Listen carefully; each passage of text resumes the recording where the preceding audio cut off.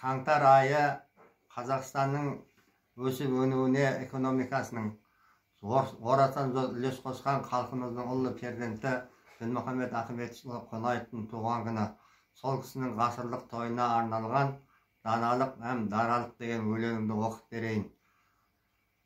Алатаудай алып тұлға қазақ үшін жаралған, пайғамбарлық бар қасиет бір бойынан табылған,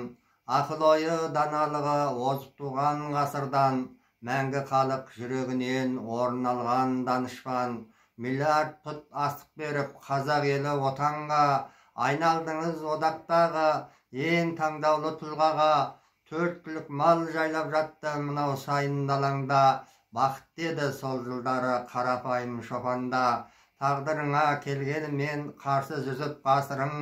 қаймықпастан қарсы тұрып ұлттың бағын асырдың, 47 қала салған ғасырында патша жоқ, сол үшін де қарыздармыз бір өзіңе асылым, қала гүлдеп дала жайнап жатқан сол бір жылдарда, барлығы да болсын дедің қарапайым адамға,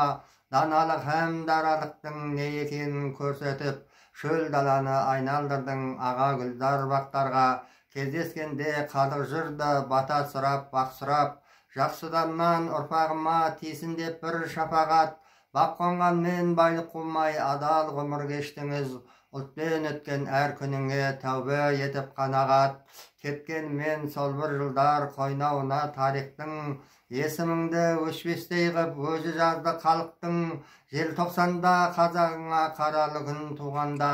ары менен намысына айналдыңыз сіз ұлттың, ғасырыңды артқа тастап ғасырыңа барасын, халық өзі айқындайды жақсы жаман арасын, пайғамбардың атын алған ұлттың ұлы тұлғасы, қазағыңның жүрегінде мәңгілікке қалғансың.